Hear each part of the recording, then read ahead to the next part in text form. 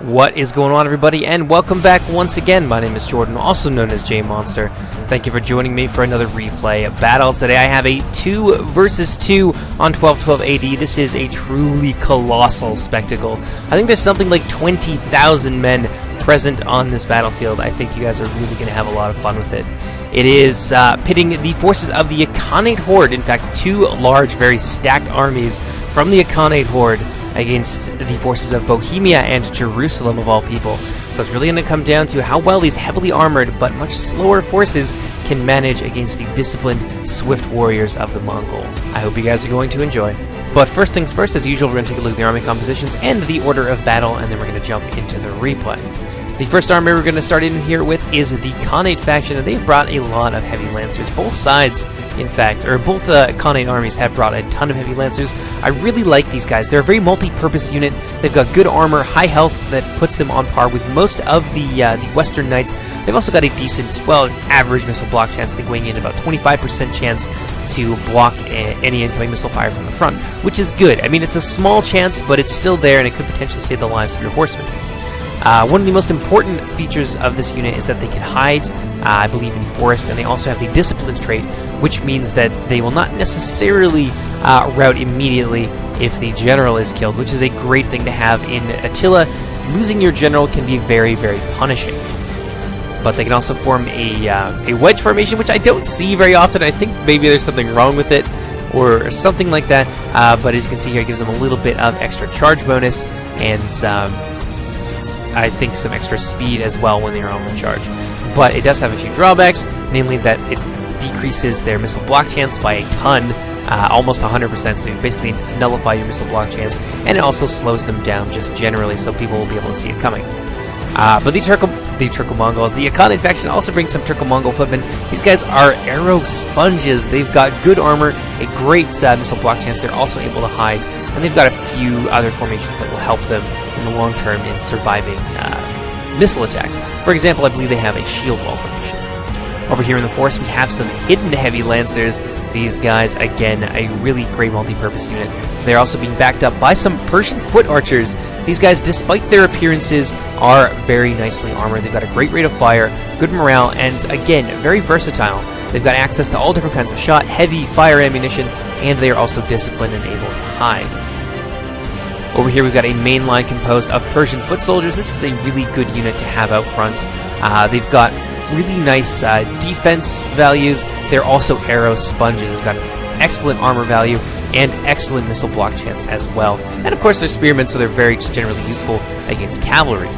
Out front we've got, I believe, 2 or 3 more units, or 4 in fact. It's a lot of Persian foot archers here to support that infantry block. In behind the Persian spears we've got more Turco-Mongol footmen. And out front, we've got these guys, Casualty cavalry. They are really vulnerable to counter missile fire, but they are very, very fast. They don't have the greatest accuracy, but they do have the Parthian shot trait, which allows them to fire in any direction, and they're also able to fire while moving. And of course, they have access to all kinds of different shot as well to make them able to adapt to basically any situation. So they're a really good unit, and you can see 3 of them out here already looking to make a nuisance of themselves for the opposing team. Out in the back, we've got a couple more units for this army. One of them is war elephants. We're actually going to get to see a proper war elephant battle. We've had them a few times on the channel, and just terrible things keep happening. One time we had a desync. The other time I just forgot about them completely. So we are going to see them in this battle, and they do wreck a lot of face. So that's something to look forward to. Finally, we have the General's Bodyguard for this particular Khanate army. This is the Bagatut Guard. They are disciplined, so they won't rout if their general dies, although if the general dies, shame upon them, because that was their one job, damn it. They've also got a rally ability, I believe, and I think that they inspire units around them with a little bit of extra morale. And of course, they can form the wedge formation, but I don't think you're going to see that too much. Out in front of them, we have forces from the other Khanate faction. These are the heavy horse archers. They are not great at standing up to counter missile fire, largely due to their lack of a block chance. So essentially, everything that hits these guys is gonna go through, and it's gonna go right to their armor values. But that being said, they can fire really quickly, and they have good speed. Over here, we've got some more from the Khanate faction. We've actually got some dismounted Druzhina, which is a Russian unit. I think that this is maybe like a later period kind of Mongol army after they had rolled into Russia and taken over for a while. But yes, we've got a lot of dismounted Druzhina coming from the Russian root Druk, I believe it is, for friend. And they're essentially friends of the local warlord known as the Knyaz. And behind them we have a kind of a generic general's bodyguard unit. These guys have great armor, great rate of fire, high health as befits a general's bodyguard unit, and I think they have the discipline trait and Parthian shot as well. So like the Chagatai skirmishers, they are really good at harassing enemy formations, so I don't think they're terribly adept in melee, although I could be incorrect about that. We've also got some Ruthenian spearmen. These are the medium spear infantry, tier 1, not the greatest, but you know what?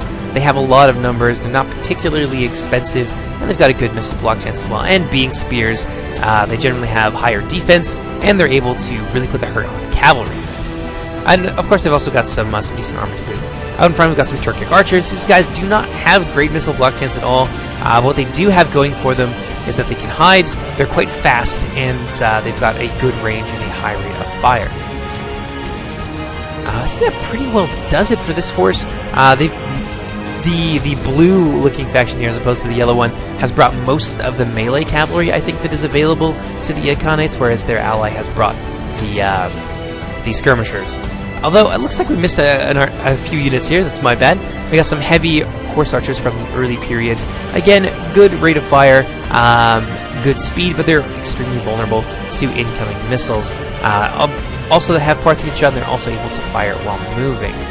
Well, that's basically it for them, so let's go ahead and let's take a look at the opposing army. Barring the passage of the Mongols, we have two armies, one of them sent from the Kingdom of Bohemia. You can see a large line of paviciers extending into the distance there. They're all tier 2 from the high period. They have great armor, they can hold their own against cavalry, they can stand up to missile fire, and they're pretty good against other infantry as well. I've seen them beat other melee infantry from lower tiers, so these guys are really versatile, and they make a very solid battle line core.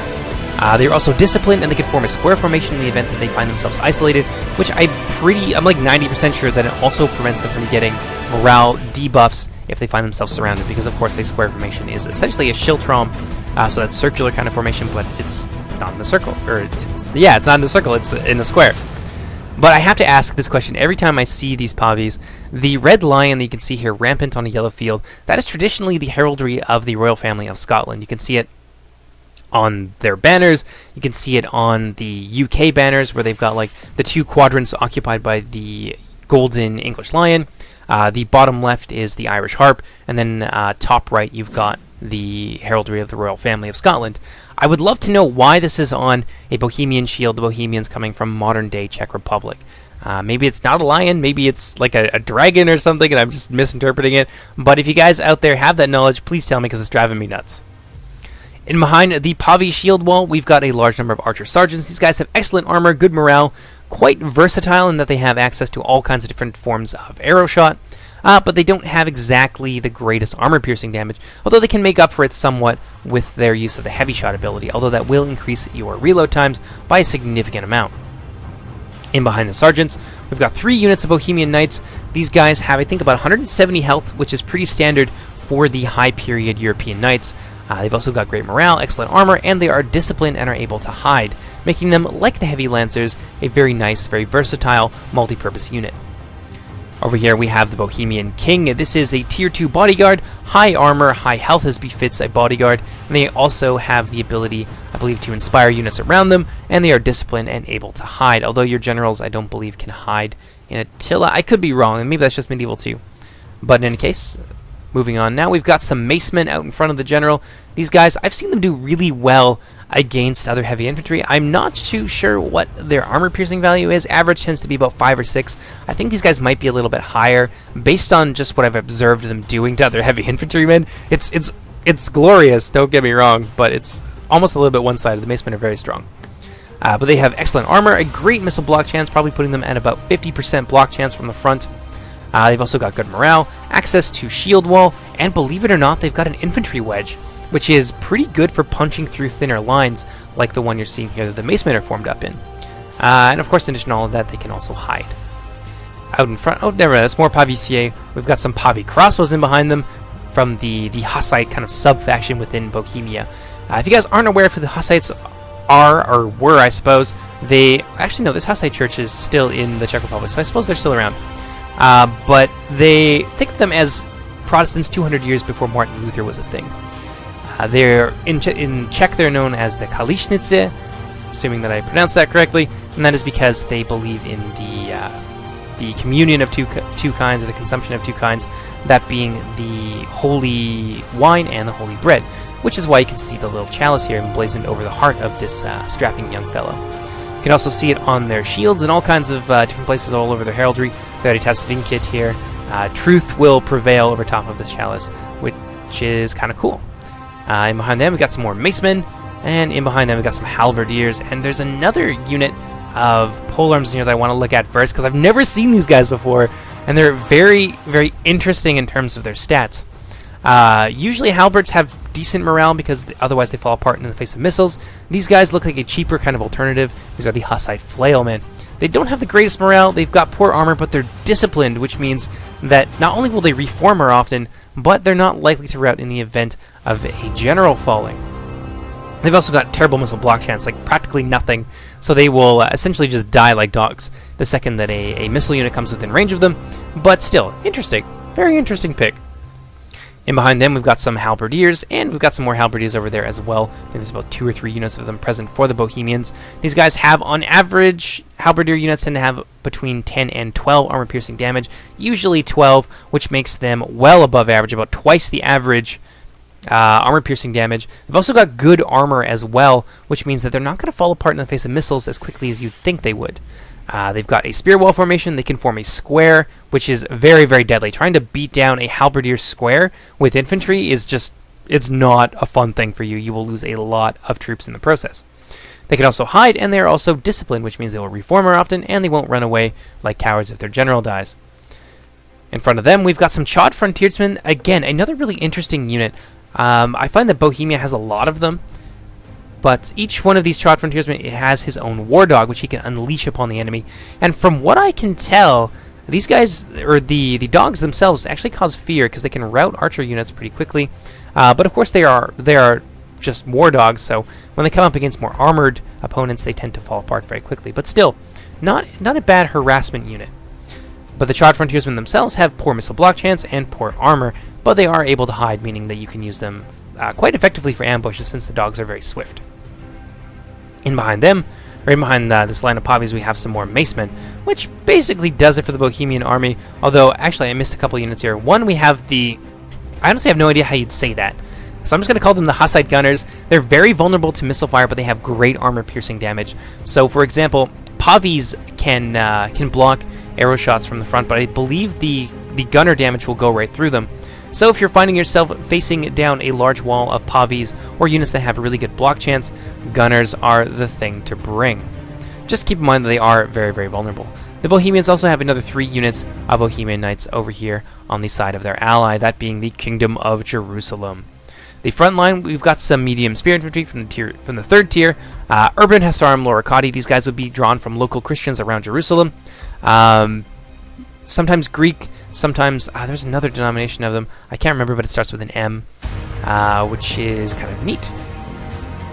Moving in behind them, we've got some dismounted fratres militari. They seem to be... Okay, this is really cool. So this cross here, this is the Templar cross, but if you have seen the cross of the Knights of Malta, also known as the Maltese cross, then you're going to notice a lot of similarities. That's because these crosses have a common origin. And indeed, the heraldry of Jerusalem also shares this common origin. It all comes from I believe it's the Bolnicy cross, which is a basilica, comes from the Bolnicy's Basilica in Georgia. Still part of Georgian heraldry today. You can see it along with 4 different crosses, which is also present on the coat of arms of the Kingdom of Jerusalem, which is a neat little bit here. This guy, apparently a Greek Templar, because he's got that Greek cross up there on his helmet. Moving on over here, we have some Poulain dismounted knights. A Poulain in French is a foal, but in the parlance of the day, it was a Frank who was born in Outremer, or overseas, which is just generally referred to as the Crusader states. So the Poulain dismounted knights were just people of Frankish origin that were born in Jerusalem, and I think just generally in the Crusader states all around. And behind them, we've got some military order swordsmen, which appear to be drawn from several different military orders. Looks like we've got some Teutonic knights in there as well, with that, it looks like the Teutonic cross to me. We've also got the Templar cross and a Greek cross in there as well. This green cross here, I'm not too sure what that one is all about. We've also got this T-shaped one, which looks similar to the Grapevine cross, but I know it's not because it doesn't have the downward bending, what do you call those, tabs? Outcroppings? I don't know. It doesn't, the two little bits coming off of it don't bend downwards. And behind them we've got some dismounted fratres milites templi, which I believe is like dismounted like military temple brothers, something close to that. These guys are obviously from the Templars, wielding that beautiful Templar cross. These guys are pole arms, which means that they are good at smashing apart heavy infantry, probably with about 10 or 12 armor piercing damage, putting them well above the average. They've also, strangely enough, got a good missile block chance and excellent armor, which means that these are halberdiers to be feared. You cannot take them on from a distance, which means you're going to have to close ranks with these guys and fight them hand to hand, which is the kind of fighting that these particular units excel at. And behind them we have the Grand Master of the Templar. This must be the Grand Master of the Templar Order. I don't know where he is. Maybe it's this handsome bastard right here in the black armor. I could be wrong, but never mind. He's got a clone over here. Maybe the general units don't actually have custom models like they do in some of the other games. But these guys have excellent armor, excellent morale, a good missile block chance. They also are disciplined, so they're not going to run away, and they will reform more quickly, and they are able to hide and form the wedge formation.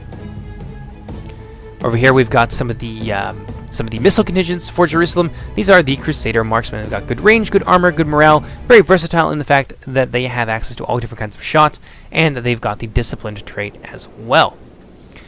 I think that pretty well does it for most of Jerusalem's forces. Actually, you know what? I spoke too soon. Over here we've got some hospitalier caravans, some of them armed with crossbows, and some of them armed with guns. We've got those very fine-looking arquebusiers, which makes them very adept at punishing infantry formations, especially ones that have really good missile block chance, like a lot of the Turco-Mongol footmen and the Persian foot soldiers that we saw across the field. And behind them we have a little bit of heavy cavalry from Jerusalem. I think enough to match the commitment of Bohemia. These are the Fratres Templi, or Milites Templi, armed with lance and shield. They are very powerful heavy shot cavalry, making them great on the charge. They are also disciplined, a good missile block chance, excellent armor, and good morale. I think they have a little bit lower HP, being a late unit. I think they probably got about 155 HP as opposed to the 170 that the Bohemian Knights are going to be rocking. But these guys have better armor values, just better values kind of all around. So it's a bit of a trade-off when you want to bring these late period units. Otherwise, people would bring nothing but the late period units. So it's a nice choice that you get to make. Got another 3 units of them over here on their, I can't tell. I guess this would be their right flank. And that basically does it for the army compositions. Let's go ahead and let's jump right into the replay itself. Let's slow things down just a little bit here and take a quick look at the order of battle. The red team has opted, it appears to my eye, that they're going to go for a double envelopment. They're going to attack simultaneously on the wings and use the rest of their force to kind of hold things down in the center. You can see a big concentration of their halberdiers, for example, there, whereas all of their cav is deployed now on their wings. A little bit in the center, but these guys are very, very easily able to reinforce on the wings. That is a good idea for a couple of reasons. Not only does this long formation allow them to not be outflanked, because you can see this red line here prevents any forces from going around their formation as long as they can hold on to them. It also allows them to surround their enemy, which can prove to be a very big problem in terms of morale. A lot of units don't like to be surrounded. They don't like to be attacked on many different sides. So that could potentially be the downfall of the blue team in this battle. Although there is something to take a look at. If you look at the blue team's deployment, they have concentrated their forces very, very heavily in the center, which is absolutely where the red team is weakest. You can see not a lot of troops here. There's some macemen, big gap on the line, and then some urban hastrarum. That could this long formation has really spread the red team thin, and it could potentially be a serious cause for problem. If the blue team can smash through this center, they will be able to just wheel around, separate the two forces, and defeat them in detail, which obviously is not what the red team wants to have happen. So they're going to have to be very, very judicious with the way that they deploy their halberdiers. and try and deploy enough strong holding forces in the center that they can actually complete their encircling movement. If they can't, all they're going to have is a weak center and 2 fairly thinly spread wings, which will be easily defeated if the blue team manages to smash through and then circle back around to take on what remains of their forces. But let's take a look over here. Let's look at some of the deployment of the cavalry. There's oh man, these heavy horse archers rather, so deadly and just moving around the battlefield looking for a chink in the armor that the red team has presented to the blue team. You can see them just roving around here in bands of 3 units of cavalry. That is going to be a really big problem for the red team. You can see a lot of heavy cavalry here. This is deadly for the blue team, and especially over on this side, you can see the red team beginning now to wrap around blue team's formation, but they don't have a whole lot of options in terms of dealing with that bow cavalry. Especially over here, look, they've brought a lot of their gunners into here, which is... It's a good idea when you're facing down a large infantry block. The gunners can just wreak havoc, even on shielded infantry.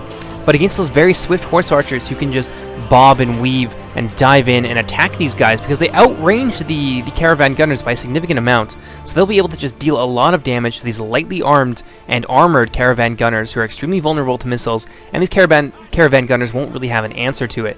So I think that's, if they don't move, say, some bowmen over here and some crossbows, then it really doesn't look like they have as a lot of infantry, but not a lot of range support.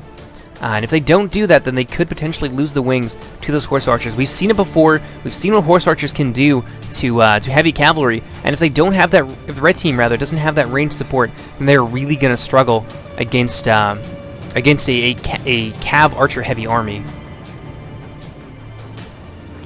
Elsewhere, things looking a little bit better for the red team on this side. You can see that that the Bohemians have supported a whole lot of archers here to assist their cavalry and prevent the blue team's horse archers here from being a real menace. So things are a lot more balanced on this side, but not so much on the other. You can see blue team now moving in to try and exploit this advantage. Really good cav micro here on the part of this blue team player. You can see him just kind of bobbing, weaving, looking to sucker these guys into position, and he's managed to, actually. This unit of fratres milites has chased way too far, and you can see them really being punished for it now. A couple of their number now falling to a horse archer volley from the rear. Once these guys get their heavy shot going, that is going to be nightmare for these fratres milites. And the rest of that horse archer complement from this blue team force has now concentrated themselves on the red team's right wing. They're really looking to exploit the lack of ranged firepower here. This is a really intelligent decision on the part of the blue team. Oh, look at this. Just so much balls on those horse archers. Moving forward, getting well within range of these caravan gunners. But absolutely no fear. Just looking to kind of sucker the red team out of position by presenting a possible target for these gunners. Oh, look at this. They are actually going to manage to get some missile volleys off. You can see them doing a fair amount of damage to that one unit of Casualty cavalry, but it's not enough. It's just not enough, and there's enough horse archers to outshoot these guys in the long term. Even if they sat here and took the volleys, they would lose a lot of their cavalrymen, but they would still beat these guys, and the red team would still be in the same situation that they're in right now. Elsewhere, it looks like we're going to have an engagement here in the center. In fact, we've got fighting over here in the woods. Some of the Pavisiers have now engaged the Rus infantry and the siege swordsmen. That is not going to be an easy fight for the Pavisiers, who are really, really struggling to keep up. So the Chad frontiersmen, pardon me, now moving in to try and support these guys. I don't know if these lightly armed troops have what it takes to really turn the tide. There's that very heavy concentration of Tier 3 and Tier 2 infantry here that is going to punch through the red team's lines if they're not careful. Elsewhere, you can see both teams kind of lining themselves up, getting their reserves ready, looking for an opportunity to surge through and take on, and to exploit any gaps that form in the opposite team's lines. You can see some reinforcements moving in the form of some macemen. At the same time, some dismounted Dragoon are going to move in to try and counter that. A little bit of havoc here in the back of the Bohemian lines. You can see some of those Pavi crossbows getting way too close, actually getting themselves locked in melee. Look at this. This is very unfortunate. They're just trying to form themselves up. They've got a great opportunity here with those crossbows to put a lot of fire, not only into the archers, but into these concentrated infantry blocks. Check this out. This is exactly how you want to be using your handgunners. In the center like this, clear view of an infantry formation. They've just fired into those Pavisiers and reaped a bloody, bloody harvest. Let's take a look over here and see how things are going with these horse archers. You can see that the red team has effected a beautiful surround. They've really extended this flank. Now they have to just charge in there and deal with them. But they've been held up for so long by those horse archers that there's a ton of blue team cavalry now moving in to check that advance. Look at this. There's a lot of lancers in here. These are tier 3 cavalry. They are more or less a match for these Fratres Milites Templae, and that is... I think this is going to be the doom of the red team right here. If they're not able to beat this cavalry, they're going to get a nice charge there, potentially be able to surround this unit. But look at this. There's enough cavalry here for them to, for the blue team rather, to hold these guys up. Oh man, a beautiful charge in there with that wedge formation into that red team cavalry unit. There's more than enough blue team cavalry here to mop these guys up. And with this archer support, I think that that's basically a certainty. So as I mentioned earlier, this long formation, one of the advantages of it was that they could hold down the flank and prevent themselves from being surrounded or outflanked, as long as they were able to keep this line contiguous. But unfortunately for the red team, it doesn't look like that's going to be a possibility for so much longer. A lot of their cavalry here really is beginning to struggle. They're being shot down by cavalry, and the blue team is poised to effect a wonderful breakout here and get behind the red team's lines. So they need to really move in now and try and support these guys. One possible solution to the bind that the red team is in is that they could move forward with their spearmen, try and bully these horse archers out of position, and move in with their melee infantry to support their red team cavalry against those heavy lancers. Right now it's a fairly even fight in certain places, so that you can see starting to turn in favor of the blue team. They need to act quickly in order to stop this, but unfortunately, I don't think red team sees the opportunity or the possible solution that they have there. Moving elsewhere, you can see, oh man, just a cloud of arrows being exchanged by either side. All along the line, the red team really doing quite well, I think, holding out strongly against the blue team infantry line. The red team definitely has the advantage in terms of their infantry, but the skirmish fight does not appear to be going all that great for them. You can see a unit of Pavis here, some Hussite Pavis now fleeing off the battlefield. Elsewhere, though, oh man, they really need to rush some reinforcements in there, which they are in the process of doing, but the skirmish fight not going well for them. You can see a huge concentration of what looks like Persian foot archers over there, alongside, actually no, that's uniquely Persian foot archers, and some Turco-Mongol footmen in there as reserve, and looks like they're going to be able to effect a breakthrough here because of these two units of Pavis are really struggling. The blue team, because of that very stacked formation of infantry, it looks like they're going to be able to do what they need to do and break through the red team center. Oh man, it's starting to get a little bit choppy. There's thousands of men here on the battlefield butchering each other all at once. Let's get right in there and really enjoy this action. Some red team reinforcements moving in. Actually, that charge is going to rout half a unit here of Turco-Mongol footmen. Elsewhere, it looks like the blue team is really struggling. The red team started to turn this around. If they can break through here, they're going to be able to surround a huge number of blue team infantry. Look at this. That would be devastating. Absolutely decisive for the blue team center. Red team just has to be able to follow up on this. Look at this. Some halberdiers now breaking through with those macemen, and what remains of the Pavis, they're going to be able to roll up this line here of blue team infantry, take out these Persian foot soldiers, and still have enough troops to begin to move in there and surround the Turco-Mongol footmen. They want to be careful, though, because if they just charge these guys in blatantly, there's a lot of archers back here, and they will get themselves shot down. So I think now is the time for red team to potentially use some of their cavalry to bust through here, and it looks like that's exactly what they are planning to do. Look at this. We got a couple units of Bohemian Knights moving through here, looking to exploit that gap in the blue team's lines, which they are desperately trying now to fill. These halberdiers now charging into combat, doing their best to hold out against these heavy lancers, but it looks like blue team is starting to turn it around a little bit. Even though those dismounted Fratres Milites Templae are strong against armor and pretty decent against cavs as well, I think just the sheer numbers of blue team infantry here is really starting to prove to be a problem for them, backed up by all of those missiles. You can see a lot of Turkic archers and a lot of those Persian foot archers from the late period there to support the battle line. I really want to see what these elephants are doing, though. I am determined to get these guys into the battle at some point. So let's take a look at how things are going on the flank. Red team has a really nice opportunity here to flank, but a lot of their units are just kind of standing around, not doing anything. They've got an opportunity to wrap around these dismounted Druzhina, wrap around the rest of this battle line here, and you can see that these Druzhina are doing really well against the red team infantry, so the red team needs to support their lines over here, but unfortunately for them, a lot of their spearmen are just kind of sitting there not doing a whole lot. And I think part of that is because of these heavy lancers, but honestly, they could move in a unit or two of them to outflank this infantry and still be able to defend their lines with the third unit of spears.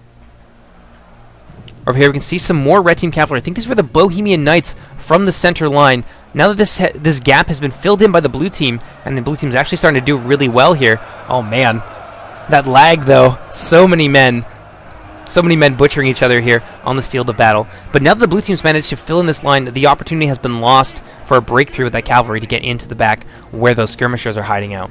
So instead, the red team is going to try and move around on the flanks with their cavalry. It looks like they're trying to break through here. They've managed to rout a significant amount of the blue team's cavalry. It looks like we've got some shattering here. Oh man, that's from the Bohemian Knights. Oh, the elephants now charging into battle, trying to shut down this flanking movement. But the red team is more than prepared. Look at this, the Pulan Knights now getting themselves arranged on the battle line. These guys are great for taking down large targets like these elephants. Oh man, that red team charge just getting decimated by the charge of those war elephants. This is the perfect place for these very tanky units to be. I don't know how well they're going to do with all these heavy infantry and these spears arranged against them, but I think for the time being, this is exactly what the blue team needs. They just need to hold out, just need to continuously hold out so that they can begin to really become a menace over here on the flanks with their cavalry. And speaking of, looks like they've absolutely cleaned out the red team's cavalry. What do we had here? Oh, some dismounting for some reason. Well, that's a little bit strange. But the red team has gotten their cavalry push entirely shut down, and so now their rear is very, very exposed, which means that a lot of these marksmen back here, these soft targets like this, are going to have a very bad time. These heavy lancers charging into battle. There is some red team spears here, some Urban Hastarum Loricati moving in to try and shut down these heavy lancers, but it's not going to be enough, and these Crusader marksmen are running the wrong way for that to happen.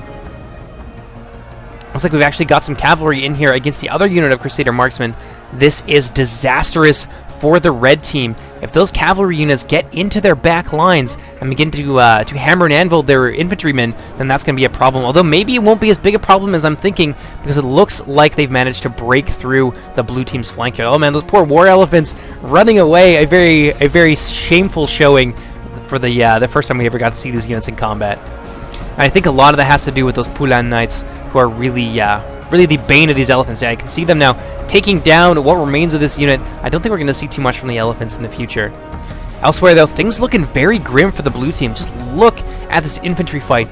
The red team has managed to regain the initiative in the center. They're starting to break and surround what remains of the blue team's infantry. Although, luckily for the blue team, there is a little bit of hope here. You can see that the blue flagged faction here from the blue team is able to break through the Bohemians. The Bohemians have been absolutely destroyed. You can see, I think those are Lancers now in their back lines, running down their crossbows. There's some Druzhina in there to support the charge from those cavalry, and really none of the Bohemians have the stomach left to fight. So the Bohemian army has been absolutely shattered. There is still a little bit of isolated pockets of resistance. You can see a unit of macemen here fighting bravely in the forest alongside a unit of Pavis, which is really just pinned in place here, just sitting around in square formation. There's a few other mobile units. This one here looks like it just came back from routing, and this one right here moving in to try and maybe link up with some of the remnants of the Bohemian army, but largely the Bohemians are gone off the battlefield, which is going to allow, oh man, that is a lot of lag. There's a lot of forces still left on the battlefield, but that's going to leave this blue team force here free to move in and engage what remains of the red team's army, which, if they're not careful, they are going to find themselves caught between the hammer and the anvil. You can see a lot of yellow team cavalry over here, a lot of horse archers still that are able to easily get in to the rear of this red team army. So it looks pretty strong for the red team at the moment. If they can manage to surround and destroy these blue team forces very, very quickly, then they could be able to pull this back from the brink. But again, all the blue team player here has to do is play for time, and then the rest of their cavalry is going to be able to come in and save the day. We've seen just how deadly horse archers can be in the past, and how they can pull back victory from the brink of defeat. And I think that that could be what we see in this battle today. Looks like the red team is trying to protect his back lines here with this phalanx of Pulan Knights, but they're just too slow and too vulnerable, I think, to missile fire. There's really nothing that they can do. They're completely at the mercy of this bow cavalry. Oh man, those poor Pulain Knights. They're going to go for it though, nonetheless, marching in formation bravely against that storm of arrows, but I don't think it's going to be to any great effect. Elsewhere, it looks like the blue team force over here has managed to break through the lines of the Jerusalem player. You can see a lot of units now routing on the flank, leaving his forces very vulnerable. Some crossbows, very valuable units at this late stage in the game. This is the only defense that Jerusalem has against the swift horse archers. But unfortunately, they're being cut down right now by some heavy lancers. Not a fight that they're going to win, although maybe they'll be able to rout these heavy lancers and spare the unit the worst of it. And it looks like that is exactly what's happening. But there's a unit of siege swordsmen that are moving in now to support that cavalry, and that is going to tip this engagement in favor of the blue team and lock these crossbows down even longer. So you can see the blue team trying to flank here, though they are being driven back by the red team, so maybe there's still some hope for the red team. Perhaps they can come back on this, but I don't know. It's going to be an uphill battle the whole way, and it's going to take some very fancy tactics. Yeah, this dismounted Druzhina just getting absolutely cut down. Let's slow down just a little bit here, move along the line, and just look at this beautiful carnage. Blue team dismounted Druzhina here, fighting hard against the dismounted Fratres Militis Templae. These guys not doing as well as I would have expected against a tier 2 unit. Could be due to the large numbers that are present here, but these halberds are great at taking on heavy infantry, so I would expect they'd be doing a little bit better than what they appear to be at the moment. Elsewhere, things looking a little bit even here in the center, although it's slightly in favor of the blue team. You can see some more halberds beginning to run, and it looks like these Urbam Hastram Loricati are thinking about doing the same thing. I don't know, man. I don't know if the blue team's going to be able to come back from this. Let's see what that cavalry is up to. You can still see that red team is managing to hold on to their backlines a little bit, and strangely enough, wow, we don't see, I think this is Blood Magpie's army. We don't see infantry get too close to his cavalry that often. He's really good at microing his missile cav, but these Loricati managed to get a little piece of them, and it looks like they might get another. Oh no, the Casualty cavalry are going to switch directions at the last moment and deftly skirt away. Yeah, this is exactly what I was afraid of for the red team earlier. You can see a chart. Look at this. These guys have formed themselves into a wedge, and they're just going for it. The Casualty cavalry fiercely charging into combat. Oh, look at the shattering. Look at this. This is game over for the red team right here, I think. So many units now fleeing from the battlefield. Those Order Swordsmen still really healthy, too. Over half of the unit left. Right here, yet another unit of Order Swordsmen. That's a very, very devastating loss for the red team, and not one that I think that they can come back from. Oh, man, look at this. The blue team really tightening the noose, moving in with their horse archers, what remains of their infantry, while at the same time they're harassing the flanks of the red team army, which is very, very disorganized right now with their bow cavalry. Oh man, a big charge from the rear into those crossbows. That's going to be game over for those crossbows right there. I would not be surprised if they shattered at this point. Oh man, just look at the routing. This is really, really unfortunate. I honestly thought that the red team had it for a while. It looked like in the center that they were going to have enough troops to be able to smash through what remained of the blue team's army, even if the blue team managed to win on the flanks, but that is obviously not the case. And I think that's one of the biggest problems for the red teams in this battle is that they were not able to hold on to their flanks, and their flanks were very, very sluggish in compared to the rapid response that we saw from the blue team. Their flanks weren't able to get themselves in position, weren't able to attack in unison with the rest of the army, so the blue team was able to engage the center, do a lot of damage to it, and win the fight on the flanks with their cavalry. So it was a good strategy on the part of the red team. If they were a little bit faster, I think, in affecting their flanking maneuvers, then they might have been able to come out on top rather. Yeah, not a whole lot left here. There's a ton of shattering. Red team trying to reform, trying to deal with the chaos here, but you can see some Chagatai cavalry now firing into the backs of these Pulain Knights. There's really not a whole lot they can do. They can turn around, but then the Chagatai will just wheel away, come back at a different angle, or they'll get attacked in the rear, possibly by another horse archer unit, or shot down by some other archers as well. Oh man, those poor Pulain Knights, they're shaken already. They don't like being shot like this. Nobody does. Let's get a little bit of routing here on the part of the blue team. Red team maybe managing to fight their way out of this encirclement. Maybe I spoke too soon, rather, but I don't think so. Not a lot left. There's a small fight in the forest over here. It looks like some of the Paviciers from Bohemia, of all people. No way! Bohemia still has a force left on the battlefield, really giving it to these Druzhina. They outnumber them by a significant amount, so that's going to be, I think, no problem for them. little bit of reinforcements in the form of the siege swordsmen over here. They're just kind of sitting around, not doing a whole lot. So the dismounted Druzhina, I think. Oh, never mind. The Druzhina are fine. It's the Bohemians who are going to flee, having only taken, I think, about 3 casualties in the time that we've been here. I think this is probably due to the fact that so much of their allies and of their army has been destroyed. Oh man, what we got over here? Oh, we got some crossbows trying to put some heat on these siege swordsmen. Oh, looks like these Pavisiers have reformed now, trying to get themselves into spear wall. I don't think it's gonna be enough though. They're already wavering because of the loss of their own army and their allies' army.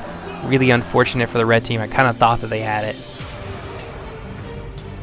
Oh, still a little bit of macemen here. Maybe they'll go for one final glorious charge, but it's safe to say the blue team has definitely taken the field today. Let's go ahead and let's slow it down just a little bit and look at this beautiful carnage. Really, it was a strong showing from the red team. They did a lot of damage to that huge fist that blue team assembled on the center engagement, but ultimately it just wasn't enough. The loss of their flanks, I think, proved to be very decisive.